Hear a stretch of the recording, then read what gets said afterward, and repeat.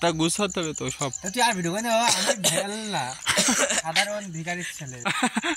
আমরা তো তোমার ভাইরাল করতে যাচ্ছি না, আমরা একটা দিন খাই ভাই। আমরা তুমি চলে যাচ্ছ, আমরা একটা স্মৃতি রেখে দেবো যে আহামরি কোনো হলো ফেমাস লোক না যে আমাকে ভিডিও করতে হবে, অনলাইনে ভাইরাল করতে হবে। আমি একটা দিন খাওয়া মধ্যবিত্ত পরিবারের ছেলে, আমাকে অত ভালোবেসে না, আজকে আছে কালকে নাই।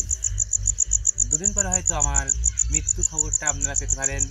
মৃত্যু খবর পেলে সবাই সাবস্ক্রাইব করবে চ্যানেলে এবং লাইক কমেন্ট করে ভাইরাল করে দেওয়া যে মানুষটা পৃথিবীতে নেই। হরে কৃষ্ণ। আমরা তো এই কারণেই তোমাকে চাচ্ছি যে ভিডিও করে তোমার একটা ফ্রেমে রেখে দিতে চাচ্ছি যে তুমি কখন কিভাবে চলে যাও, কখন কিভাবে বিবাহ বন্ধনে আবদ্ধ হয়ে যাও।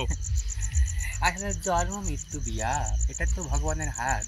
ভগবান শ্রীকৃষ্ণ ঠিক করে রেখেছেন, সে যখন যেটা চাইবে তখন সেটা হইবে, এটা আমাদের কিছু করার নাই।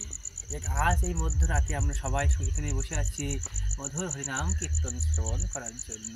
একবার আনন্দে বলুন হরি হরি হরি বল, হরি হরি বল, হরি হরি বল। তুমি তো কালকে যাচ্ছ চলে আমাদের এখান থেকে, আমাদের তো খুব কষ্ট লাগবে যে এই মানুষটা ছেড়ে চলে গেছে। একটা জিনিস বুঝলাম না, এত ভিডিও কেন, এত ক্যামেরা কেন এখানে?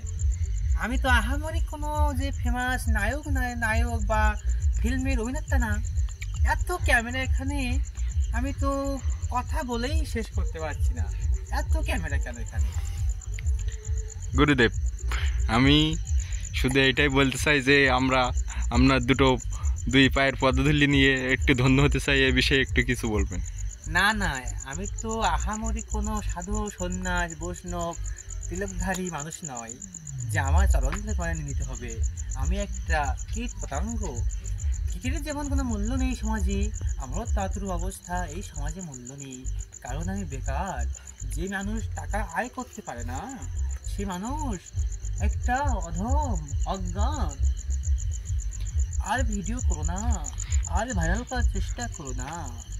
শেষ কথা আপনি কি বলতে চান এই মন্দিরের উদ্দেশ্যে, আমাদের জীবন একটু খুব সমস্যার ভিতরে চলছে, এই বিষয়ে একটু কি বলতে, সমস্যা থেকে আমরা কিভাবে দূর হতে পারবো? সমস্যা থেকে আসলে একটা ভালো প্রশ্ন করেছো আমাকে, যে তোমরা মূল্যায়ন ভেবে ভিডিও করছো, এখানে আমি তোমাদের কাছে গর্বিত বোধ করছি, কারণ আমাকে এই আসনে তোমরা আলোকিত করেছো।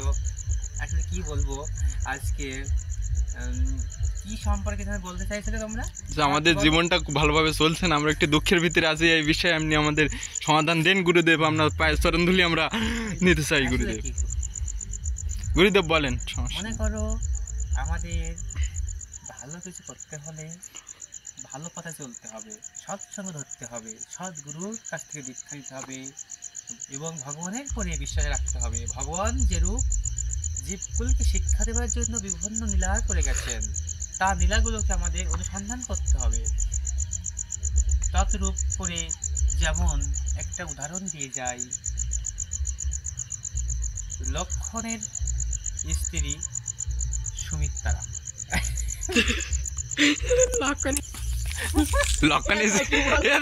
লক্ষণের স্ত্রীর নাম কি? লক্ষণ বেকুরেল। হ্যাঁ, এই লক্ষণে ছুড়বো না, না সুমিত্রা তার মার নাম। লক্ষণের বন্যা হলো কি মনে আসছে না, ওই রাজার আরো 2 সন্তানের সাথে, এই 2 পুত্রের সাথে বেঁচে যায়। দাদা ওর বোন নাম বলার দরকার নেই, বলকি লক্ষণের স্ত্রী বলো নাম। তো ভিডিও হয়ে গেছে, আর তো ভিডিও হয়ে গেল না, ভিডিও না, ভিডিও আমি পজ করে দিলাম। যেমন আমাদের দেখেছি আমরা রামায়ণে আমরা শিক্ষারক পাই কি, লক্ষণের স্ত্রী, কিন্তু লক্ষণ মাতা সীতাকে নিয়ে, প্রভু রামকে নিয়ে বনবাসে গিয়েছিল, কিন্তু লক্ষণের স্ত্রী সে কিন্তু বাড়িতে ছিল এবং স্বামী তাকে বলেছিল, প্রভু তুমি চলে যাচ্ছ, আমি কিভাবে তোমার ছাড়া থাকিব? এই জন্য আমার স্ত্রী লক্ষণ ঘুমাইয়ে দিয়েছিল, জাদু দিয়ে 14 বছর ঘুম পড়েছিল। আর ভিডিও না, ভিডিও উল্টো পাল্টা হয়ে গেছে, বাজে হয়ে গেছে। না গুরুদেব, আমরা গুরুদেব আরেকটা বিষয়, আমাদের এখানে যারা দীক্ষা দেবে তারা তো একটাও ভালো মানুষ না, তারা দিনে ভালো, রাতে কিন্তু অন্য ঘরে চড়াচড়ি করে। এই বিষয়ে আমরা কার কাছ থেকে ভালো দীক্ষা নিতে পারি? এই দীক্ষা না নিতে পারলে আমাদের জীবনটা একটু অসম্পূর্ণ থেকে যাচ্ছে। আপনি বলেন যে দীক্ষাটা আমরা ভালো মানুষ না পেলে কি করতে পারি? ভালো মানুষ কোথায় পাবো? ভালো মানুষ কোথায় পাবা? ভালো মানুষ ঘরের ভিতরে পাবা। এ ভালো হাসটি কেন? বলো।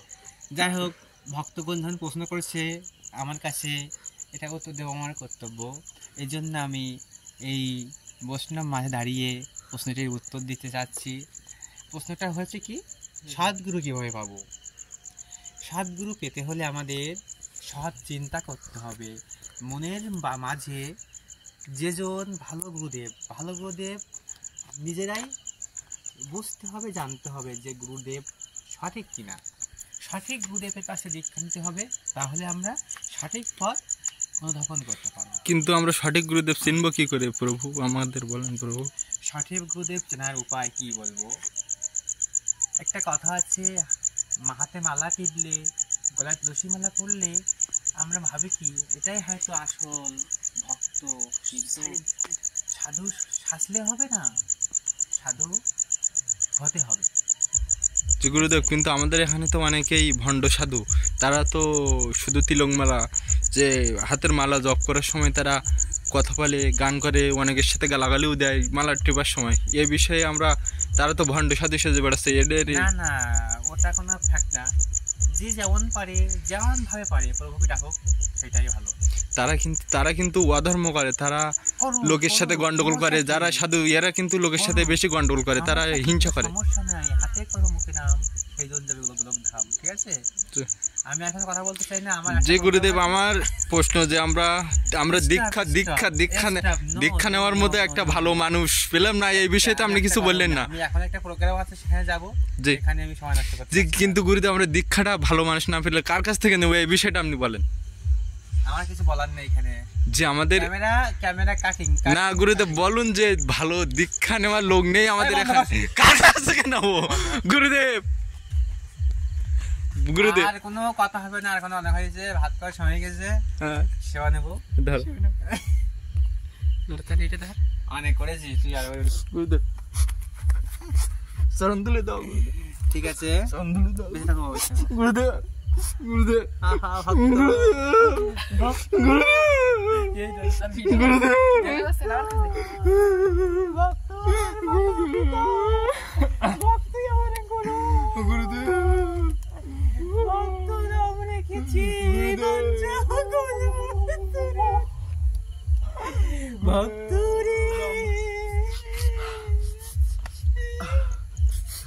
গুরুদেব, গুরুদেব আপনি আহার করতে যাবেন না গুরুদেব? গুরুদেব, গুরুদেব আহারে চলেন গুরুদেব। গুরুদেব কি রান্না হয়েছে গুরুদেব? আহারে চলেন গুরুদেব। আরে ক্যামেরা ধরিস না বাচ্চা, আর ক্যামেরা ধরিস না গুরুদেব। আর করিস না বাচ্চা, গুরুদেব আপনাকে না বলে অনেক ভুল তো হয়তো বলে ফেলেছি আপনাদের সামনে, আপনারা ভিডিও করে রাখছেন, ভিডিওটা কিন্তু অনেক ভুল। না গুরুদেব, কোনো ভুল হয় না, আপনি ভুল হতেই পারেন না। না গুরুদেব, আপনি কোনো ভুল হতেই পারেন না গুরুদেব। গুরুদেব, এই মন্দিরের বিষয়ে আপনি কিছু বলতে চান? আমার কিছু বলার নেই, আমি তো দুনিয়া। গুরুদেব, আপনি আমাদের ছেড়ে কালকে চলে যাবেন গুরুদেব। যাই না গুরুদেব, আর কিছুদিন থাকেন আমাদের মাঝে গুরুদেব। ভগবান যদি রাখি তুই থাকবো, কিন্তু আপনি তো চলে যাচ্ছেন গুরুদেব, আপনি তো কালকে চলে যান। পরীক্ষা গুরুদেব, এখনো দেরি আছে পরীক্ষা, কালকের দিনটা থেকে যান। 1 তারিখে পরীক্ষা না, ভগবান চাইলে 2 তারিখেও হতে পারে গুরুদেব।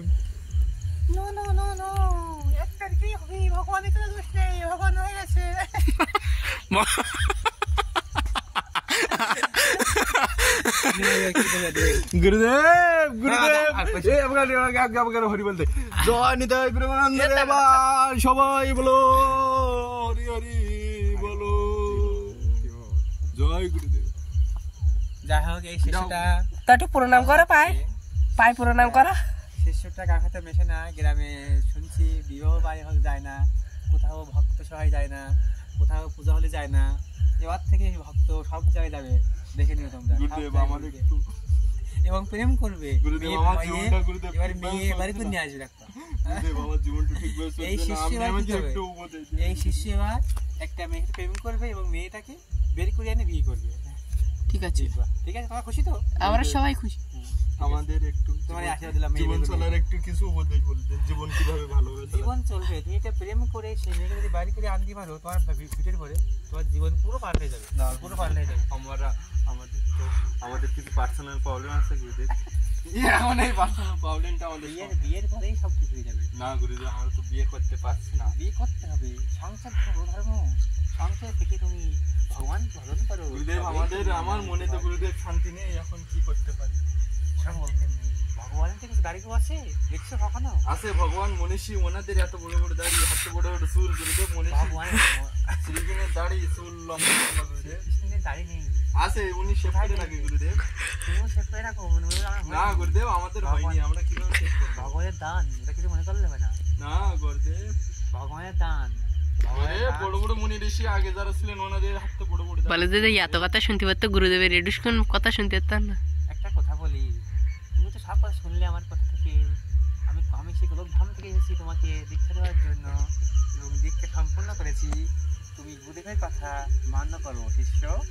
গুরুদেব, কিন্তু আমার তো মন অস্থির হয়ে যাচ্ছে। শোনো গুরু, আমি কি বলছি শিষ্য, তুমি এক কাজ করো, একটা মেয়েকে বাড়ি করে আনো, প্রেম করো, দেখবে তোমার জীবন পুরো পাল্টে যাবে, পুরো পাল্টে যাবে। গুরুদেব, মেয়ে বের করার জন্য যে জিনিসটা দরকার সেই জিনিসটাই তো আমার ভিতরে নাই গুরুদেব, কি করতে পারি? একটা একেবারে কি কথা বললে, তাহলে কি তুমি মেয়ে লোক নাকি? হ্যাঁ গুরুদেব, সবাই আমাকে মেয়ে লোক বলে গুরুদেব। আর বলবো না, তুমি এক কাজ করো শিষ্য, প্যান্টটা খুলে ক্যামেরাকে দেখি দাও। গুরুদেব, পাশে দেখাতে পারি।